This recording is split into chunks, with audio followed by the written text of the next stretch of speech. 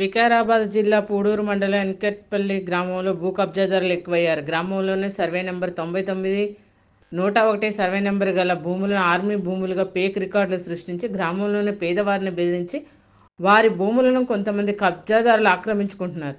దీనిపై గ్రామస్తులు సంబంధిత అధికారులకు ఫిర్యాదు చేయగా అధికారులను ఎలాంటి సమాధానం ఇవ్వక వాళ్ళకు న్యాయం చేయక ఇబ్బందులకు గురిచేస్తున్నారు. గ్రామంలోని శ్మశాన వాటికను సైతం కబ్జా చేసి తప్పుడు రికార్డు సృష్టించి భూములను అమ్ముకొని సొమ్ము చేసుకుంటున్నారు. దీనిపై తగిన చర్యలు తీసుకొని తమకు న్యాయం చేయాలని గ్రామ ప్రజలు కోరుకుంటున్నారు. మా భూమి అమ్ముతారా లేకుంటే అని మొత్తం తో బంద్ చేస్తాడు. మళ్ళీ మేము పంట వేసినాక మేము పోయినాక మేము స్థానికంగా ఇక్కడ లేకుంటాము. లేనప్పుడు పంట ఖరాబ్ చేపిస్తారు. మొత్తం ఈ సంవత్సరం కూడా అట్లే పంట ఖరాబ్ చేసారు. ఎస్ఐ సార్ కూడా మొన్న 3 రోజులు మేము కంప్లీట్ 4 రోజుల వరకు సార్ కూడా వాళ్ళని పిలిపియలే, మా తనకి మాట్లాడలేడు. పొజిషన్ మీకు ఎస్ఐ సార్ వచ్చిండు. ఎస్ఐ సార్ వచ్చి కూడా ఏం మాట్లాడలేడు, ఏం చేయలేడు. మా దానికి సీతారాం అంటే ఆయన మా 4-5 మందిని వేసుకొని వచ్చి ఈ భూమి నేను కొన్నా, నీకు ఎక్కడిదిరా భూమి మేము కొన్నా అని సీతారాము 4-5 మందిని వేసుకొచ్చి మమ్మల్ని భయభ్రాంతులకు గురి చేస్తారు. మేము లేకుండా మా అమ్మ నాయన భూమి కాడ కూడా ఇంతవరకు వస్తలేరు. మా నాయన మొత్తం భయపడుతున్నాడు. ప్రతి సంవత్సరం ఇట్లే చేస్తున్నారు. మూడోసారి ఇది. అందుకే మేము కలెక్టర్ రాయించినాము. మా తరఫున గ్రామస్తులు అందరూ వచ్చారు. వాళ్ళ మీద కూడా కేసులు చేస్తామని ప్రతిసారి భయపడిస్తారు. వాళ్ళని కూడా మా తరఫున వచ్చి వాళ్ళు ప్రశ్నించారు. వాళ్ళ భూమి మీరెవరు రా దున్నని కానీ వాళ్ళందరూ ప్రశ్నించారు. వీళ్ళందరూ గ్రామస్తులు మొత్తం మా తరఫున వచ్చారు. ఎంఆర్ఓకి అందరికి చెప్పారు. మా కోసం నిలబడ్డారు. వాళ్ళ మీద కేసులు చేస్తారు. మీరు ప్రశ్నిస్తారా? వాళ్ళ తరఫున మీరు ఎందుకు అవుతారు? మన భూమి మేము గుంజుకుంటాం, మేము బీకుంటాడు వాడు చూస్తాం, మేము గుంజుకుంటామని నానా రకాలుగా భయభ్రాంతులకు చేస్తారు. సీతారాం అంటే ఆయన ఇంకా వాళ్ళ నలుగురు మాకు మేము స్థానికంగా అందరూ వచ్చారు. ఇంతకుముందు జుబ్బూరు రాములన్న అంటే ఆయన మాకు ఇక్కడ కాదు ఇంకో తన భూమి ఇప్పిస్తాం, మీకు ఇంకో తాను ఇప్పిస్తాం, వీటికి జరగండి అంటే మేము జరగలేము. మేము జరగలేదు. మా గవర్నమెంట్ ఇక్కడే ఇచ్చింది 40 నుంచి ఇక్కడే సాగు చేస్తాం, ఇక్కడే ఉంటాం. మీరు ఇంకో తాను పోమంటే మేము ఎందుకు పోతాం? నువ్వెవరు మమ్మల్ని ఆడుకోనికి అంటే మేము పోలేము అక్కడ నుంచి. మా వాళ్ళు మేము అమ్మినాం సార్ వాళ్ళకు. మీ భూమి కూడా అమ్మేసినాము. 10 ఎకరాలు అవుతుంది ఇక్కడ భూమి. మీరు మధ్యలో ఉన్నారు, మీరు ఇంకో తాను ఇప్పిస్తాము, మీకు బోర్ వేయిస్తాము అంటే మేము అక్కడ నుంచి జరగలేము, మేము జరగము. మా భూమి ఇక్కడే ఇచ్చి మా నాన్న ఇక్కడే చేసిన. హైదరాబాద్ ఓయూలో న్యూస్ రిపోర్టర్, వీడియో జర్నలిస్టులపై పోలీసుల దాడిని నిరసిస్తూ ఖమ్మంలో జర్నలిస్టులు నిరసన చేపట్టారు. ఈ క్రమంలో జిల్లా కేంద్ర జెడ్పీ హాల్ నుండి అంబేద్కర్ సెంటర్ వరకు ప్రదర్శన చేశారు. జర్నలిస్టులపై పోలీసుల దాడి నశించాలని నినాదాలు చేశారు. ప్రజా సమస్యలను వెలుగులోకి తెస్తున్న జర్నలిస్టులపై పోలీసుల దాడి చేయడానికి సిగ్గుచేటని ఆయా సంఘాల నాయకులు తప్పుపట్టారు. పోలీసు వాహనం ఎక్కించి నిందితుల్లా పోలీస్ స్టేషన్ తరలించడం మాత్రం ఏమైనా చర్యగా భావిస్తున్నాం.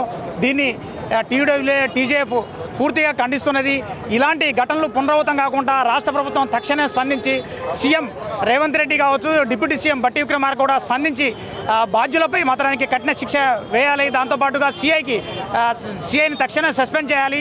సస్పెండ్ చేయకపోతే మాత్రం ఈ ప్రజాస్వామ్యాన్ని మట్టుబెట్టినట్టుగా ఉంటుంది. దీనికి సంబంధించి ఇప్పటికే రాష్ట్ర వ్యాప్తంగా కూడా ఆందోళనకి జర్నలిస్ట్ సంఘం ఉస్మానియా క్యాంపస్లో విద్యారంగ సమస్యల కోసం పోరాడుతున్నటువంటి ఓయూ విద్యార్థుల సమస్యలని కవరేజ్ నిమిత్తం వెళ్ళినటువంటి చరణ్పై జీ తెలుగు న్యూస్ రిపోర్టర్పై అతి కిరాతకంగా ఈడ్చుకెళ్ళి పోలీసులు అరెస్ట్ చేయడాన్ని తీవ్రంగా ఖండిస్తూ ఉన్నాం. తెలంగాణ రాష్ట్ర ప్రభుత్వం ప్రజాస్వామ్య ప్రభుత్వం అని చెప్తూనే ఇప్పటికే పోలీసుని ఉసుకొల్పి ప్రజాస్వామ్యబద్ధంగా ప్రశ్నించేటువంటి వాళ్ళందరినీ గొంతులు నొక్కే విధంగా కూడా తెలంగాణ పోలీసు యంత్రాంగం చేయడాన్ని మేము తీవ్రంగా ఖండిస్తూ ఉన్నాం. తెలంగాణ రాష్ట్ర వ్యాప్తంగా ఈరోజు ఉన్నత చదువులు చదివి జర్నలిస్టు వృత్తిని నమ్ముకొని ముందుకు సాగుతున్నటువంటి అనేక మంది జర్నలిస్టులు అందరూ కూడా ఆక్రమిత భూములను గుర్తించి కబ్జాదారులను వెంటనే స్వాధీనం చేసుకోవాలని మైదుకూరు ఎమ్మెల్యే పుట్ట సుధాకర్ యాదవ్ అధికారులను ఆదేశించారు. బ్రహ్మంగారి మఠం ఎంపీడీఓ కార్యాలయం నందు మండల పరిషత్ సర్వసభ్య సమావేశం ఎంపీపీ వీరనారాయణ రెడ్డి అధ్యక్షతన నిర్వహించడం జరిగింది. విద్యుత్ శాఖలో చాలా ఫిర్యాదులు ఉన్నాయని, విద్యుత్ అధికారుల సమస్యలపై స్పందించాల్సిన అవసరం ఉందని ఆయన కోరారు. ప్రజాప్రతినిధులు ఎవరు చెప్పినా కూడా, సర్పంచ్ కానీ ఎంపీడీ ఎవరు చెప్పినా కూడా ఇమీడియట్ యాక్షన్ తీసుకోవాలా.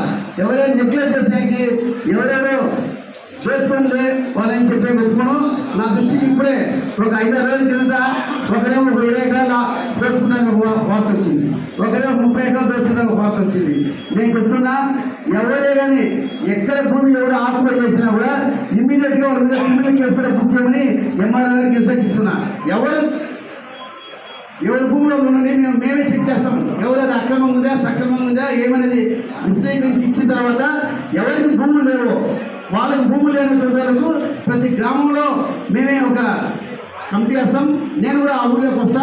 వాస్తవం ఎవరికి లేనటువంటి వాళ్ళకి అందరి పేర్లు తీసుకొని ఎవరికి లేకుండా వాళ్ళకు అకామిడేట్ చేస్తామని చెప్పి ఈ సందర్భంగా ప్లాన్ చేసినాం. దానికి అందరూ ప్రజాప్రతినిధులు సహకరించి ఎవరికి భూములు లేని వాళ్ళకు భూములు ఇస్తాం, ఎవరు దుర్మార్గులు ఆక్యుపై చేసినందుకు క్యాన్సిల్ చేపిస్తాం. అదే రకంగా ముందుకు పోతామని చెప్పి తెలియజేసుకుంటూ మన అందరి ఆశయము మన మండలాన్ని అభివృద్ధి చేసుకునేకి మన ప్రజాప్రతినిధులు అందరూ కలిసి అభివృద్ధి చేసుకునే మనం ముందుకు పోవాలని చెప్పి తెలియజేసుకుంటూ ఈ సమావేశం ఫస్ట్ సమావేశంలో ఇంతమంది మన మఠ మండలంలో రావడం నాకు చాలా సంతోషం ఉంది. మనం కూడా ఇదే వాతావరణం ఈ జరిగే 5 సంవత్సరాలు ఎక్కడ కానీ ఈ సభలో ఒకరికొకరు విమర్శలు చేసుకునే అవకాశం ఇవ్వకూడదు, విమర్శలు చేసుకోకూడదు. స్పష్టమైన ఇది ఒక దేవాలయం.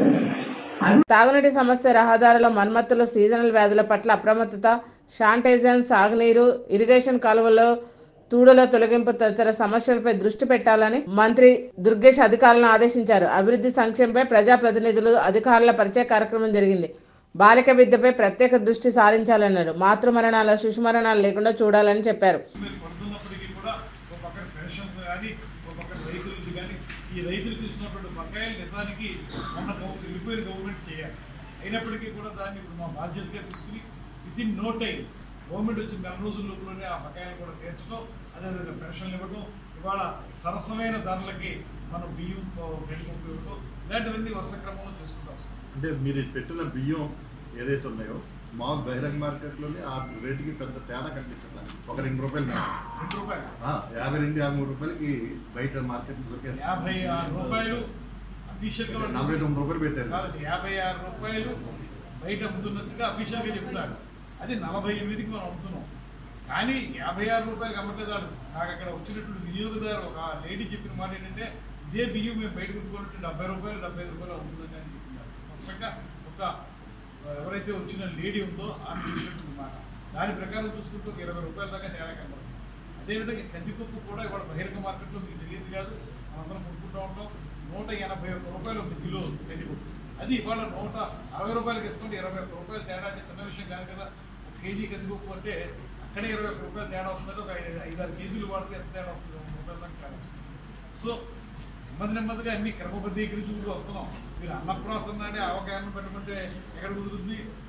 4 రోజులు అయింది. 4 రోజుల్లోకి మీరు పసిపాపగా ఉన్న ప్రభుత్వాన్ని ఇప్పుడు అద్భుతాలు చేయకుండా చేసాం. నిజం చెప్పాలంటే పెన్షన్ని మీరు 3,000 4,000 పెంచడం పెద్ద విషయం కాదు. ఒక రకంగా చెప్పాల్సి వస్తే దాన్ని మళ్ళీ 3,000 చేర్చి 7,000 ఇవ్వడం అనేది వాళ్ళ ప్రభుత్వం ఉన్న పరిస్థితుల్లో వాళ్ళు చేసిన అప్పుల్లో చూసుకుంటే చాలా పెద్ద భారం వినాది చేసాం.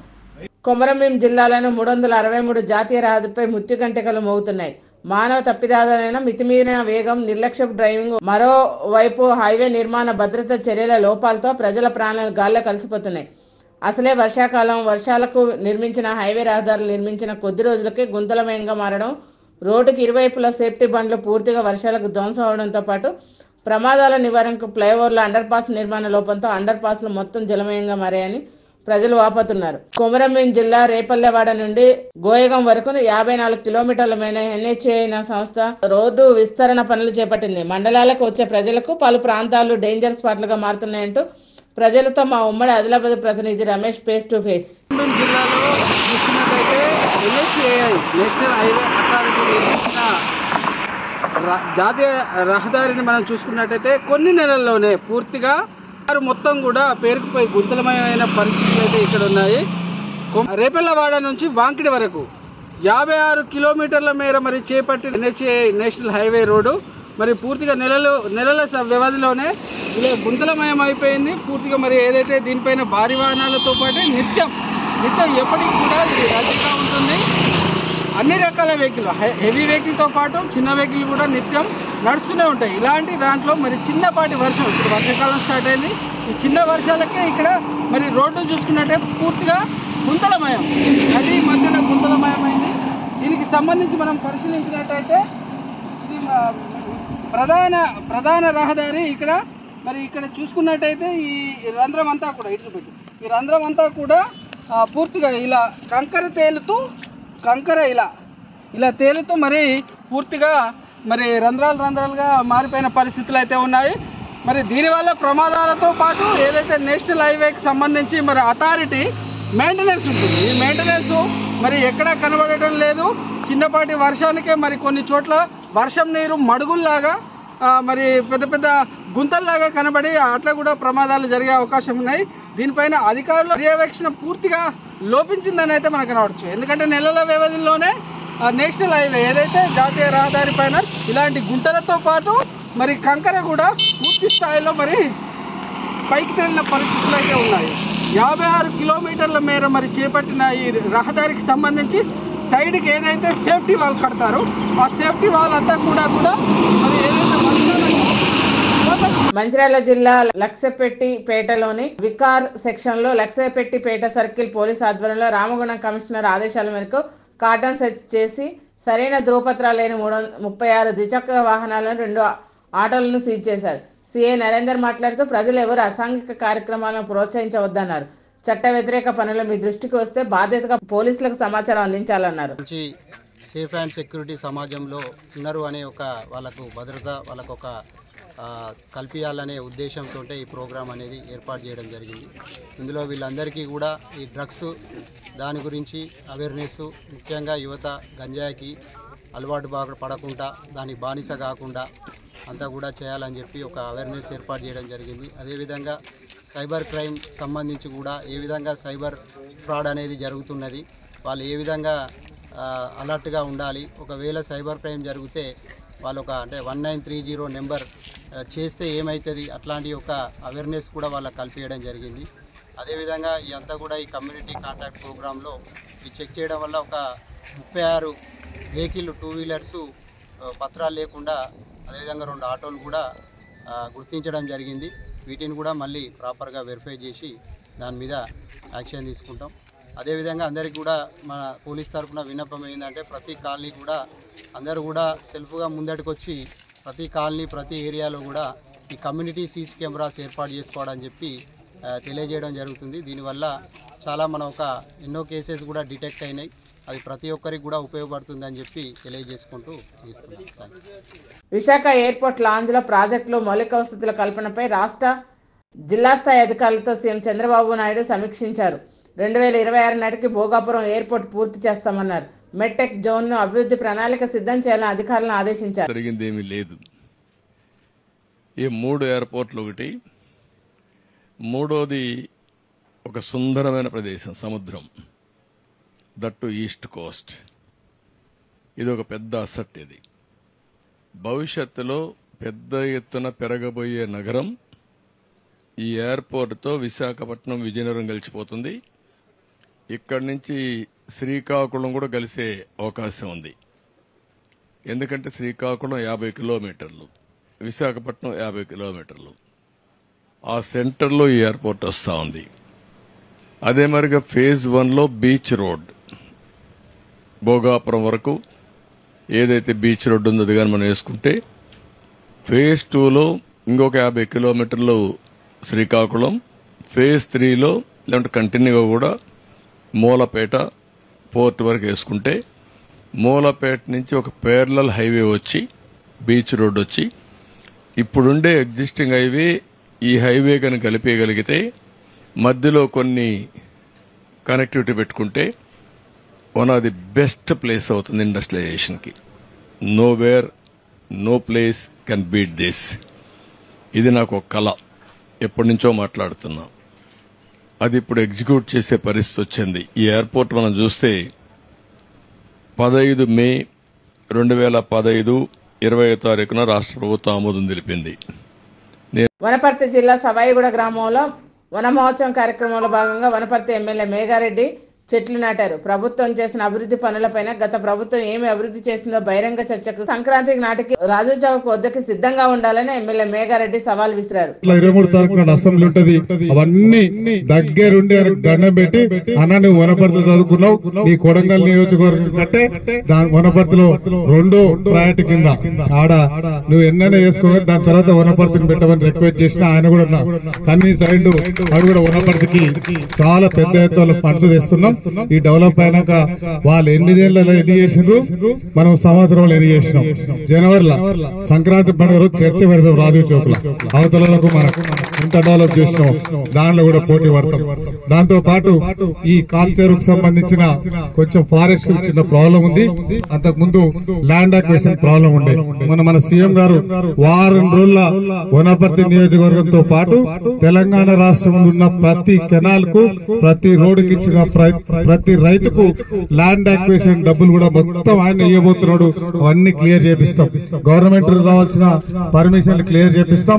ఫారెస్ట్ అధికారులతో మాట్లాడి ఏదైనా పెండింగ్ ఉంటే ఈ సంవత్సరం కృష్ణానది తుంగభద్రలో బాగానే నీళ్లు వస్తున్నాయి. కృష్ణానదిలో కూడా కొన్ని స్టార్ట్ కావాల్సి ఉన్నాయి. వారం రోజుల జూరాలకు వస్తుంది. జూరాల తర్వాత శ్రీశైలం వచ్చి ఇక్కడ స్టార్ట్ కావడానికి 15 నుంచి 20 రోజులు పడతాయి. ఇట్లనే వర్షాలు పడతాయి. బద్వేల్ జిల్లా పరిషత్ పాఠశాలలో జనసేన సమన్వయకర్త బాసవి రమేష్ ఆధ్వర్యంలో తనిఖీ నిర్వహించారు. ఈ సందర్భంగా వారు విద్యార్థులకు ఇచ్చే ఆహారం, పాఠశాల గదులను పరిశీలించారు. పాఠశాలను మౌలిక వసతులపై ప్రధానోపాధ్యాయులు వెంకట సుబ్బారెడ్డిని అడిగి తెలుసుకున్నారు. విద్యార్థులకు కావాల్సిన అంశాలపైన డిప్యూటీ సీఎం పవన్ కళ్యాణ్, మంత్రి లోకేష్ దృష్టికి తీసుకెళ్లి పరిష్కరిస్తామన్నారు. రైసు ఏదో వాళ్ళకు నచ్చి చేస్తున్నారా, నచ్చక చేస్తున్నారా అన్నట్టు చేస్తున్నారు. ఒక ఎగ్గు చిక్కీ కూడా ఇవ్వట్లేదు. అసలు మెనూనే పాటించట్లేదు. ఇక్కడ ఫస్ట్ ఆఫ్ ఆల్ మెనూ ఎటు వెళ్ళిపోయిందో కూడా అర్థం కాలేదు. ఇక్కడ చిక్కీ కూడా రెగ్యులర్గా చిక్కీ ఇవ్వాలా, చిక్కీ కూడా ఇవ్వట్లేదు. అలానే రెగ్యులర్గా పప్పన్నం కూడా పెట్టాలని చెప్పింది. ఈరోజు కిచిడి, టమోటా పచ్చడి అందుకు చేసి పెట్టాలి. కాకపోతే ఈరోజు ఇక్కడ రెగ్యులర్గా ఇక్కడ యూజ్ చేసేది ఏంటంటే ప్రతి స్టూడెంట్స్ కూడా మాకు చెప్పే విధానం బట్టి చూస్తుంటే ప్రతిరోజు సాంబార్ అన్నం తప్ప రెండోది పెట్టట్లేదు. ఇంకొకటి స్కూల్లో కూడా కొన్ని ఇబ్బందులు ఉన్నాయి. స్కూల్ మొత్తానికి సంబంధించి 34 రూమ్స్ కావాలంటే ఇక్కడ మనకు ప్రజెంట్ అందుబాటులో ఉండేది 25 రూమ్స్ అందుబాటులో ఉన్నాయి. ఆ స్కూల్ రూమ్స్ లేకోకుండా పిల్లలందరూ చెట్ల కింద కూర్చొని చదువుకోవడం జరుగుతుంది. అలానే భోజనశాల కూడా ఉంది. భోజనశాలను కూడా వీళ్ళు ఆ రూమును క్లాసులకు ఉపయోగిస్తున్నారు. ఇది చాలా ఇబ్బందికరమైన సిచ్యువేషన్లో ఉంది. రేపు వచ్చేది వర్షాకాలం. ఇప్పుడు ఈ వర్షాకాలంలో స్టూడెంట్స్ ఎక్కడ కూర్చొని చదువుతారని చెప్పేసి కూడా హెడ్ మాస్టర్ గారు మా దృష్టికి తీసుకొని వచ్చారు. వీటన్నింటినీ కన్సర్న్ మినిస్టర్ దృష్టికి మేము తీసుకెళ్ళి ఉప ముఖ్యమంత్రి ద్వారా దీన్ని అన్ని సానుకూలం చేస్తామని. కోటిలింగాలపేట ప్రాంతంలో నివసించే ప్రజలకు మురుగునీటి సమస్య లేకుండా శాశ్వత పరిష్కారాన్ని చేపట్టే దిశగా సత్వరం చర్యలు చేపట్టడం జరుగుతుందని సిటీ ఎమ్మెల్యే ఆదిరెడ్డి శ్రీనివాస్ అన్నారు. కోటిలింగాలపేట 41 డివిజన్లోని 10 MLT పంపింగ్ స్టేషన్ పరిశీలించారు. రాబోయే వర్షాకాలం నాటికి వర్షపు నీటిని రెగ్యులర్గా వచ్చే నీటిని వేరు చేసే విధంగా 2 పంపింగ్ స్కీములను నిర్మించేందుకు చర్యలు చేపడతామన్నారు.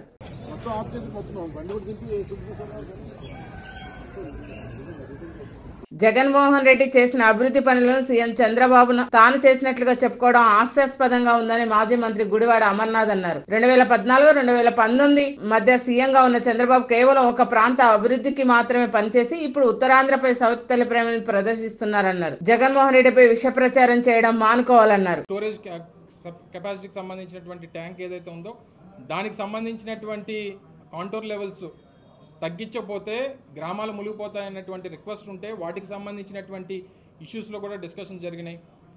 రేట్స్ కూడా ఏదైతే సంబంధించినటువంటి దానికి దగ్గర 87 కోట్ల రూపాయలు ఫండ్స్ కూడా రిలీజ్ చేసాం పేమెంట్స్కి సంబంధించి. ఎందుకంటే ల్యాండ్ ఎక్విజిషన్ జరగకుండా నువ్వు ఏ పని మొదలు పెట్టలేవు. ఎందుకంటే ఇప్పుడు ఉన్నటువంటి ఎవరన్నా సరే ల్యాండ్ ఎక్విజిషన్కి సంబంధించి ఇష్యూస్ ఏవైతే ఉన్నాయో వాటిని అన్నిటిని కూడా అధిగమించేటువంటి కార్యక్రమాలని మేము చేసేటువంటి కార్యక్రమాన్ని చేసాం. సో దానికి సంబంధించి ఇప్పుడు ఏదైతే ఉత్తరాంధ్రకు సంబంధించినటువంటి కెనాల్ తీసుకుని వచ్చి ఇక్కడ 23 క్యూసెక్లు నీరు ఇచ్చేస్తే ఈ ప్రాంతానికి అంతే అంటారో, యూ హ్యావ్ టు కంప్లీట్. ఇంకా నాకు తెలిసి తుని ఆ ప్రాంతాల్లో ప్రాజెక్టుకి సంబంధించినటువంటి లెఫ్ట్ కెనాల్ ఏదైతే ఉందో దాన్ని కలిపేటువంటి దగ్గర ఒక హిల్ అడ్డంగా ఉంది. సో దాన్ని మనం కట్ చేసుకొని కనెక్ట్ చేయాల్సినటువంటి ఒక చిన్న పోర్షన్. స్టీల్ ప్లాంట్ దేశ ఆర్థిక అభివృద్ధికి సహాయపడుతుందని కేంద్ర మంత్రి కుమారస్వామి అన్నారు. అధ్యయనం కోసం స్టీల్ ప్లాంట్కు వచ్చానని, ఇక్కడ పరిస్థితిని ప్రధాని మోదీకి నివేదిస్తానని చెప్పారు. కార్మిక కుటుంబాలు జీవనోపాధి కోసం ఈ ప్లాంట్ పైన ఆధారపడి ఉన్నారని, వాళ్ళ అభిప్రాయాలు నాకు అర్థమైందన్నారు. స్టీల్ ప్లాంట్ పై ప్రైవేటీకరణ అనేదే ఉండదన్నారు.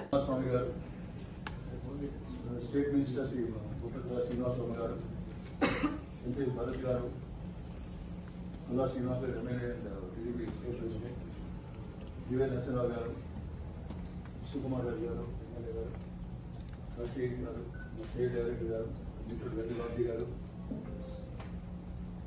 భద్రాద్రి కొత్తగూడెం బూర్గంపాడు సారపాక మేజర్ పంచాయతీలోని సంతకి ప్రత్యేకమైన స్థలం కేటాయించాలని డిఎల్పిఓకి అఖిలపక్ష నేతలు వినతి పత్రం ఇచ్చారు. సారపాక మేజర్ పంచాయతీలో సుమారు 50,000 జనాలు ఉండి కనీసం సంతకు స్థలం, శ్మశాన వాటిక, క్రీడా మైదానం లేకపోవడం బాధాకరమన్నారు.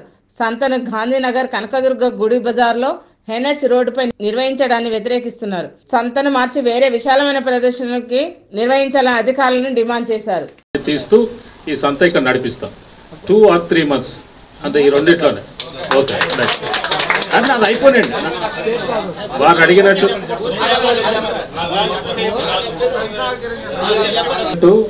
లైట్స్ కావాలన్నారు. మేము ఆ లైట్స్ పెట్టే నైట్ కల్లా మేము చేపిస్తాం. మార్నింగ్ కల్లా మీకు అంతా క్లియర్ చేపిస్తాం. అది ఎట్టి ప్రాబ్లం ఉన్నా నాకు వెంటనే వాట్సాప్ చేయండి, ఫొటోస్ పెట్టండి, నేను యాక్షన్ తీసుకుంటాం. అదొకటి. బాబు 2 నుంచి 3 నెలలు అని చెప్పాను, మళ్ళీ మీరు 2 నెలలు ఎట్లా అడుగుతారు? నేను అంత క్లియర్ చెప్పాను కదా. ఎందుకంటే మావి కూడా మేము చూడాలి. ఇప్పుడు వర్షం పడ్డది అనుకోండి, చేయలేము. ఇప్పుడు జేసీబీలు పోలేము, మాకు కూడా ఇబ్బందులు ఉంటాయి కాబట్టి మీరు 2 అది ఫైనల్ అవుతుంది. ఇక మీకు అది వన్స్ ఫైనల్ అయిపోతుంది. అదొకటి. తర్వాత ఇప్పుడు సంత పాట పాడుకునే వాళ్ళు దయచేసి రోడ్డు మీద పెడితే యాక్షన్ తీసుకుంటాము, ఎప్పుడైనా క్యాన్సిల్ చేస్తాం దాన్ని. అది మాత్రం క్లియర్ చెప్తున్నాం. అది మాత్రం ఫైనల్. అది గిరిజనుల సంక్షేమం కోసం జాతీయ స్థాయిలో ఎస్టీ కమిషన్ పనిచేస్తుందని జాతీయ ఎస్టీ కమిషన్ సభ్యులు జాటద్ హుస్సేన్ నాయక్ అన్నారు. ఖమ్మం కలెక్టరేట్లోని సమావేశ మందిరంలో ఖమ్మం జిల్లా కలెక్టర్ ముజమ్మిల్ ఖాన్తో కలిసి గిరిజనుల కోసం అమలవుతున్న కేంద్ర రాష్ట్ర ప్రభుత్వాల పథకాల అమలుపై అధికారులతో సమీక్షా సమావేశం నిర్వహించారు. గిరిజన సంక్షేమ, మహిళా సంక్షేమ, గ్రామీణాభివృద్ధి, వైద్య ఆరోగ్య, police, mission Bhagiratha, ST subplan తదితర అంశాలపై చర్చించారు. షెడ్యూల్డ్ మండలాలు సార్, 2 మండలాలు పార్ట్ షెడ్యూల్డ్ ఏరియాస్ ఉన్న మండలాలు సార్. వివిధ రకాలుగా ట్రైబల్ డెవలప్మెంట్ కోసం ప్రభుత్వం పెట్టిన పథకాల్లో కొన్ని డెవలప్మెంట్ వైపు, కొన్ని రైట్స్ ప్రొటెక్షన్ వైపు, కొన్ని లా అండ్ ఆర్డర్ వైపు, కొన్ని ఆర్థిక సంక్షేమం వైపు, అభివృద్ధి వైపు పెట్టడం జరిగింది సార్. ఈ ప్రోగ్రామ్స్ అన్నీ మీకు ఒక బ్రీఫ్ నోట్ రూపంలో మీ ముందు పెట్టడం జరిగింది సార్. వీటిలో కొన్ని కార్యక్రమాలు కేంద్ర ప్రభుత్వానివి, కొన్ని రాష్ట్ర ప్రభుత్వానివి, కొన్ని కలిసి చేయాల్సినవి సార్. ఈ అంకెలు వివరాలన్నీ కూడా మీ ముందు పెట్టడం జరిగింది సార్. సభలో సంబంధిత శాఖల నుంచి వచ్చిన జిల్లాధికారులు ఉన్నారు, కొందరు మండల స్థాయి అధికారులు కూడా ఉన్నారు సార్. ఎక్కడెక్కడ మండల స్థాయిలో ఎక్కువ ట్రైబల్ పాపులేషన్ ఉందో వాళ్ళని కూడా పిలవడం జరిగింది సార్. పోలీస్ శాఖతో సహా మన ఫారెస్ట్ శాఖ కూడా మేజర్ స్టేక్ హోల్డర్స్ కాబట్టి రెవెన్యూ శాఖతో సహా వాళ్ళు కూడా ఇక్కడ వాళ్ళ రిప్రజెంటేటివ్స్ కూడా ఇక్కడ ఉన్నారు sir. Brief master key TV, please like, share and subscribe master key TV.